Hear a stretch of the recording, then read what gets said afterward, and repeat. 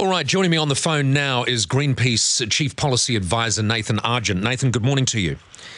Good morning, Paul. All right, just updating us for people that have just joined the program. For Greenpeace campaigners, your people have evaded security and made it to the top of Parliament House, yes? They have indeed, yes. So they've made us the top of Parliament building to install solar panels to show the government what climate action looks like. Because the government, unfortunately, have presided over an increase in emissions. They look set to spiral out of control. And we're here to call upon the Prime Minister to put in place an action plan that would move New Zealand to 100% clean energy. And the benefit of doing so would be creating many tens of thousands of jobs, a multi-billion-dollar boost to the economy, but most importantly, would take pollution out of the economy.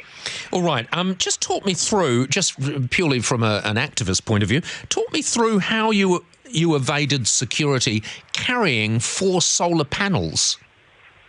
Well, in fact, they've installed 8 solar panels up there, but I can't disclose how Greenpeace carries out or executes its... No, you can now. You can, because it's happened already. It's not like I'm asking you to do this yesterday. I'm quietly a little bit impressed, actually. And if anything, irrespective of the message you're trying to get out, if anything, you've taught us that security is perhaps a little bit lax. Well, I mean, the thing is, all I can tell you is they're up there and they've done it safely. Safety is obviously the number one priority for anything that Greenpeace does, and they intend to stay up there for as long as possible. OK, let's talk about that then. I'll talk about the message a little bit in a minute. But let's talk about that when you say stay up there as long as possible. What is the long-term plan? Well, the long-term plan is to be there for the day. I mean, we're not occupying anything. We're not stopping anybody from doing anything. No one else is using the ledge. Well, indeed they're not. No, but we're here to send a message to the Prime Minister. We've had to come to the seat of government to send a very strong message that, we really do need climate action now. While people in Wanganui are digging mud out of their drives and their homes because of extreme weather events, unless we take action on climate change, these things are going to get worse. And we're saying that there's an enormous opportunity here for us to act on climate change and to create those jobs that we need in New Zealand. Yeah.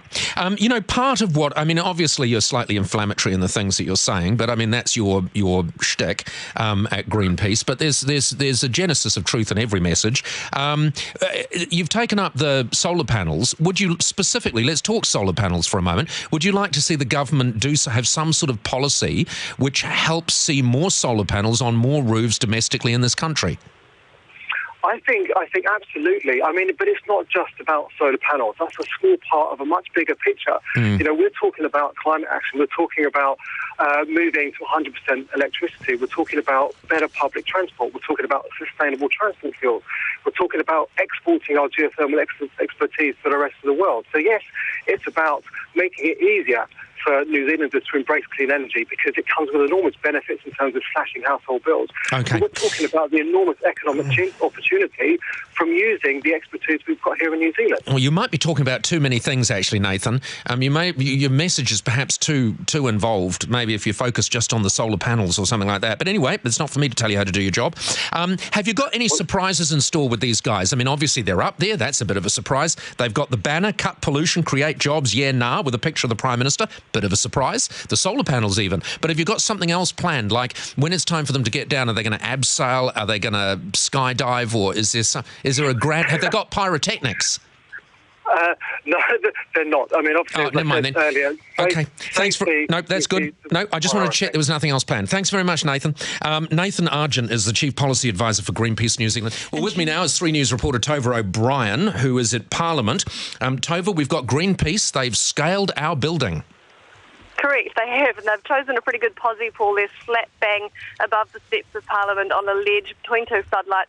They've put up 6 solar panels here, which they're using to power their phones, etc. But I think what's going to end up happening is that's not the climate change story that they're here to protest isn't going to be the story. The story will end up becoming about the parliamentary security breach.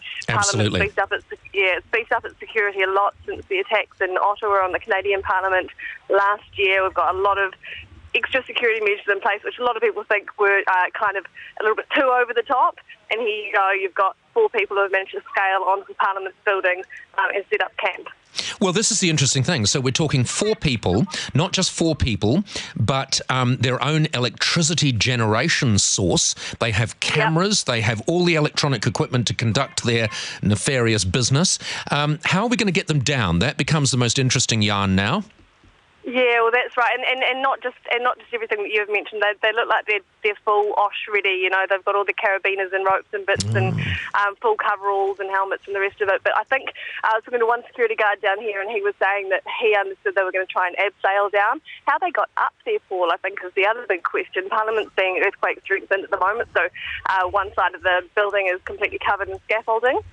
So perhaps that's how they got up there, but regardless, it's going to be hugely humiliating for the New Zealand Parliament. The fact that you're absolutely right. Were able to get onto the roof. Oh no, with the bloomin' solar panels and all the other paraphernalia. And the thing is, Tova, it was easier for them to get up there, as you say, because it was scaffolding that. But surely that would have highlighted the risk that someone was going to climb up there. So there should have been even more security. Precisely. And I think this is just going to, as I say, it's just going to put more attention on that rather than the actual protest itself. I was talking to a Green MP down here earlier. She's obviously, Catherine Delahunty, thrilled that there's a non-violent protest highlighting problems that she believes there is with climate change in the government's record. But that's not going to be the story. As I say, the story is going to be about the parliamentary breach. Have you had a chance to talk to police there? Because obviously they're going to want to get them down as quickly as possible. Now, the protesters can abseil down if they want to, but I'm assuming they don't want to. Yeah, no, there are a handful of police around. I've talked to one of the security guards, as I said, but none of the police yet. I can only see actually 2 at the moment. There is one security guard up there on the roof with them above the ledge who's kind of prowling, but... there doesn't actually seem to be a huge police presence. A few security guards, a couple of cop cars, one police officer I can see here now, but it kind of looks like it's in the protesters' hands. There's no one up there trying to get them off. All right. One word for you: taser. And here's the thing, because protesters are like pigeons. You don't have to taser them all. You taser one, and the others carabiner down very quickly. All right, Tova, thank you very much. I know you're going to stay there and keep us up to date if anything interesting happens, but I have a funny feeling the interesting things have already happened. Take care. Tova O'Brian.